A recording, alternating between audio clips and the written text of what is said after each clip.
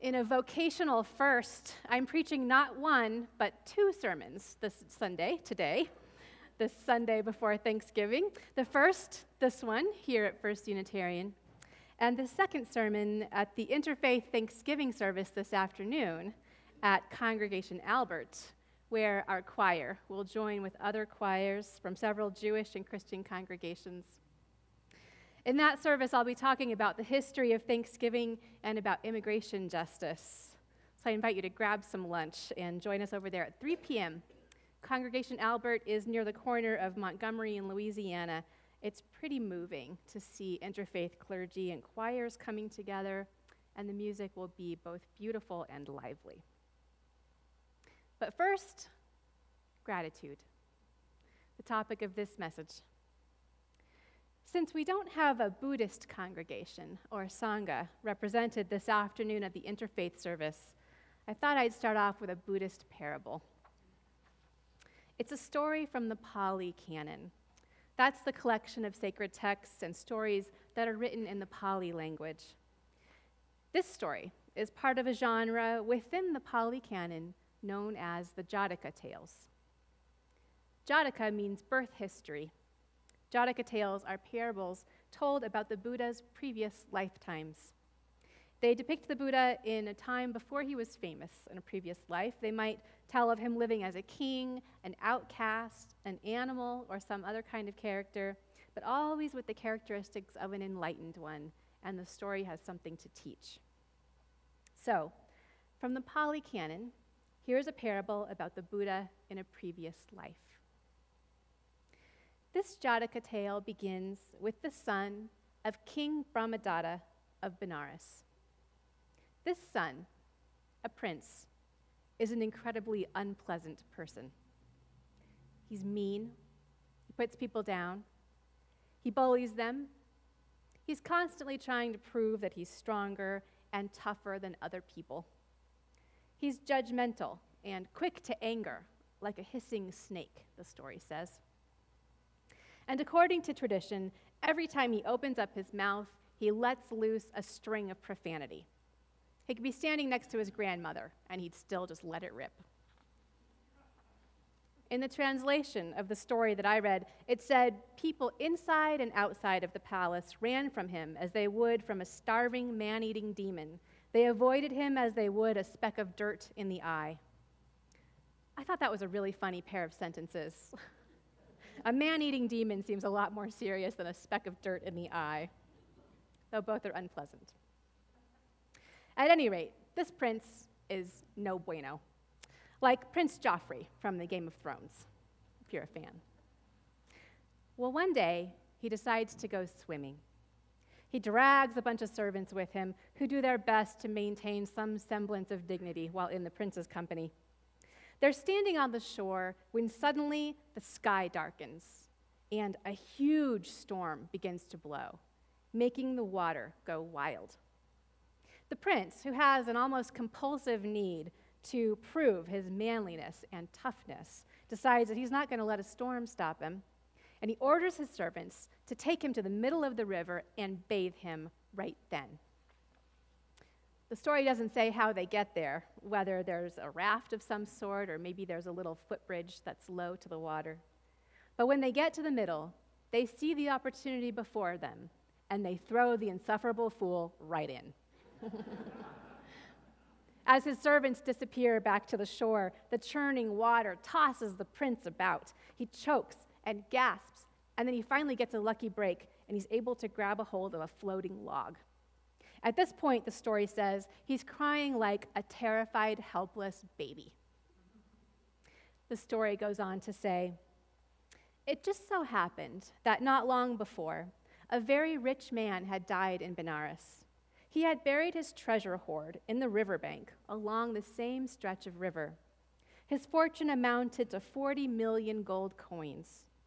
Because of his miserly craving for riches, he was reborn as a lowly snake, slithering on his belly while still guarding his treasure. At a nearby spot on the riverbank, another rich miser had buried a treasure of 30 million gold coins. Likewise, due to his stingy clawing after wealth, he had been reborn as a water rat. He too remained to guard his buried treasure. Well, just as the prince on his log floats by, the snake and the water rat are washed into the water by the storm, and they too climb onto this log. A little further down the stream, a cotton tree is blown down, and a parrot that's been roosting in it is also knocked into the water and also climbs up on the log. This sounds like a setup for a joke, right? So we've got a bawling prince, a snake, a water rat, and a parrot all on a log in the river, and the storm is still raging. A little further down, there's a hut inhabited by an enlightened man. There he is.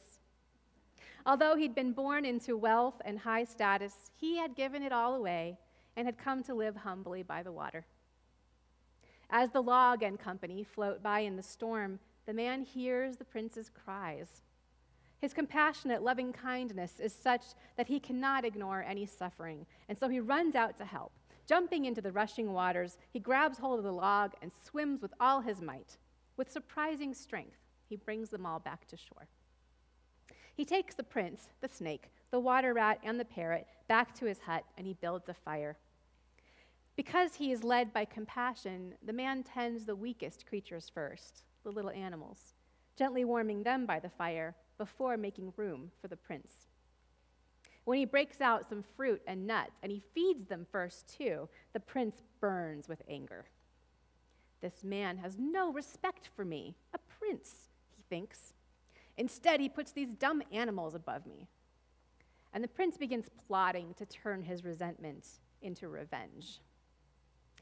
After a few days, the four recover their health. The snake, lifting his head from a coiled position and bowing reverently, says, "Venerable one, you have done a great thing for me. I'm grateful to you. And I am not a poor snake. In a certain place, I have a buried treasure of 40 million gold coins, and I will gladly give it to you, for all life is precious. Whenever you're in need of money, just come down to the riverbank and call out, 'Snake, snake.'" Likewise, the water rat, who, as you will recall, has 30 million gold coins buried, bows his head, and he thanks the enlightened one, saying, "Whenever you are in need of money, just come down to the riverbank and call out, 'Rat, rat.'" They're grateful, and their gratitude inspires generosity in them. You'd never know they'd been so selfish in their previous lives. The parrot is not rich like the other two, but he does know where to find some delicious red rice, and so he also gives thanks and extends this offer to the man. Finally, the prince speaks.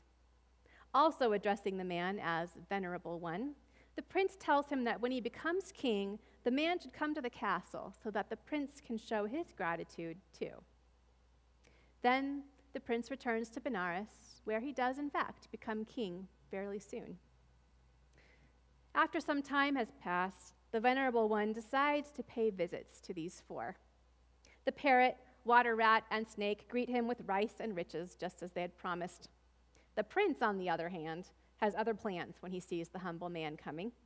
Still resentful and afraid of looking weak, he does not want to give the man a chance to say out loud in front of other people that he saved the prince's life.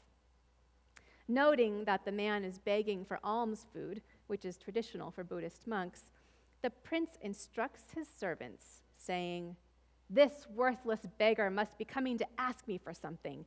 Don't let the good-for-nothing get near me. Arrest him immediately, tie his hands behind his back, and whip him at every corner. Take him out of the city to the execution block and off with his head. Then raise up his body and leave it for all to see. So much for lazy beggars." The servants do as they're told. But even as the Venerable One is whipped, he retains his dignified manner. He just quietly repeats one thing. After each lashing, he says, "It is as the old saying goes, it's more rewarding to pull dead wood from the river than to help an ungrateful man. Well, finally, the servants are too curious to ignore him, and they ask what he is talking about. And he tells them the story. This story. Maybe they've finally had it up to here. Or maybe they're appalled that the king has involved them in inflicting his cruelty. Whatever the reason, this time the people decide that they are not going to take it anymore. They form a mob, attack the king with arrows, knives, clubs, and stones, and then they throw his lifeless body into a ditch. You didn't see that coming, did you? Why didn't they just remove him from the castle? This is a terrible parable. The people make the enlightened man their new king, and he's generous and compassionate, and everyone loves him. The end.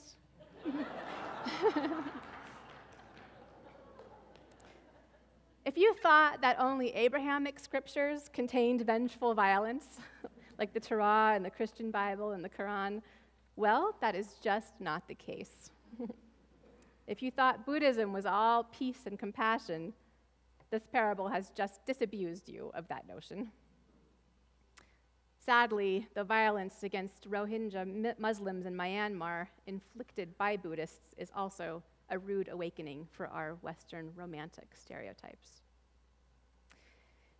Here in the US, Buddhism is often adopted in the form of core teachings and contemplative practices.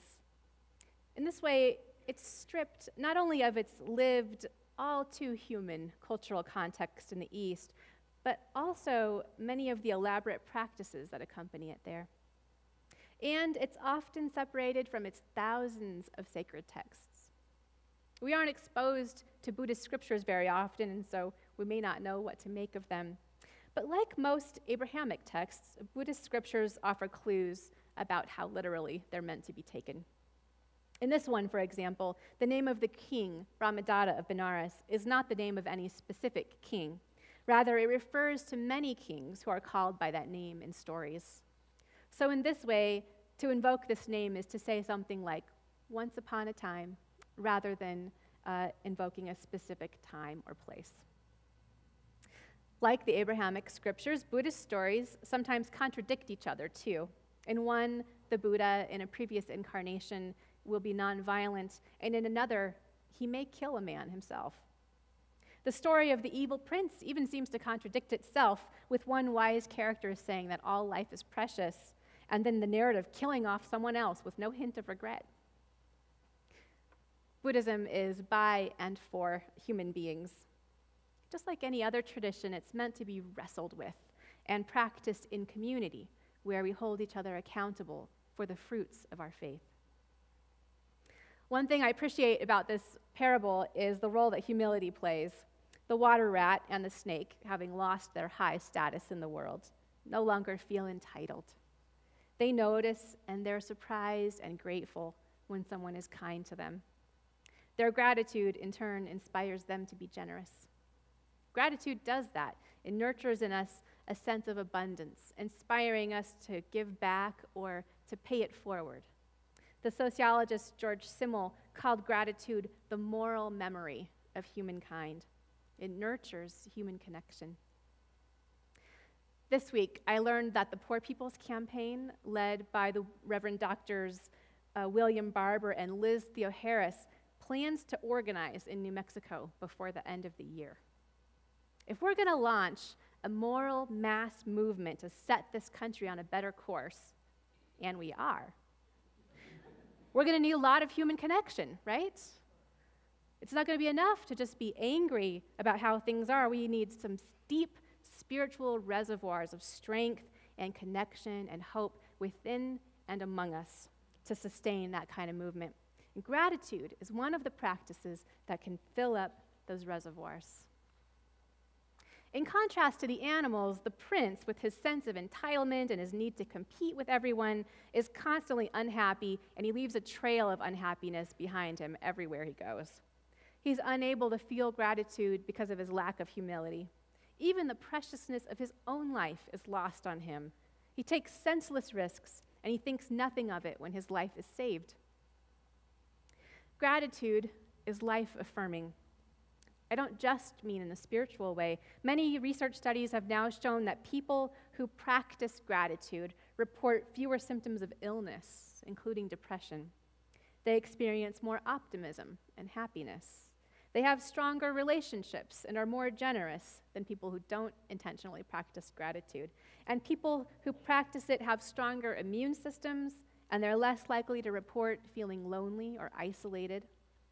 The studies are so striking that a while back, the Greater Good Science Center at the University for California and its partners awarded $3 million in grants for 14 more studies exploring the impact of gratitude on things like heart health, brain function, and aging. There are 3 parts to gratitude. The first is noticing goodness, noticing that there are good things in the world, what churchy people call blessings, right? They might be actual things like objects, or they might be phenomenological things, which just means things that we experience.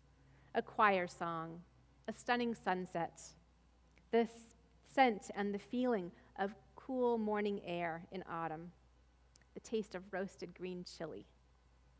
Love, awe, delight, your very own wild and precious life. Noticing is the first part. The second part is recognizing that these things come from beyond ourselves. Other people, or the interdependent web of life, or the source of being itself, however you might name that, has provided these things. The third part is expressing thanks. In words spoken aloud, in song, in a card or email, or a thank you gift that you give someone to show your appreciation. You can express thanks by paying it forward, doing some random act of kindness for another person or creature. Noticing good things or blessings, recognizing sources beyond ourselves, and expressing thanks. Sounds pretty simple, right? It is pretty simple, but how often do you go through a day without ever really thinking about it? Do you have a regular practice of giving thanks before eating a meal? What a simple way to build an intentional practice of gratitude. And if you live with a child, to pass that along to the next generation too, to nurture their well-being and inner resources. It doesn't have to be fancy or even addressed to God as traditional mealtime prayers are. You can just give each person at the table a moment to name something they're thankful for. And you can do this even when eating alone. You can build a moment of gratitude into your day when you wake up or when you're going to sleep. You can keep a gratitude journal. You can leave notes for yourself, prompting you to practice mindfulness at certain times. When you get dressed, for example, you can think about each item as you put it on and about how much each piece reflects your interdependence, gifts from beyond yourself.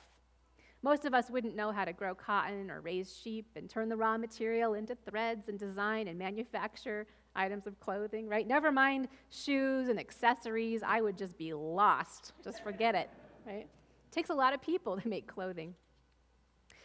I worked for a short time in a garment factory in the 1990s, and it took about 5 people just to piece together one pair of shorts using different machines. As you dress, you can imagine and give thanks for each participant, from the grower to the designer, to the people who sewed, to the truck driver and salespeople. You can do the same thing with the components of a hot shower with soap and a towel, right? Or a meal, or your bicycle, bus, or car as you travel from one place to another. You get the idea. What would it be like to express gratitude to someone you're so used to, or maybe close to, that you might accidentally take them for granted, like a family member, or a postal worker, or someone who touched your life a long time ago, and maybe they don't even know it? A National Day of Thanksgiving is itself another thing that we can notice and experience with gratitude. It's a complex holiday, to be sure, with its connection to a myth about our country's founding. And I'll talk about that at the interfaith service this afternoon. But along with an opportunity to examine this nation with a prophetic eye, Thanksgiving also offers a gentler gift, a time to deepen in the spiritual practice of gratitude. Open that gift and be sure to pass your gift along to others. Our closing hymn is number 69 in your gray hymnal, Give Thanks. Please rise in body or in spirit.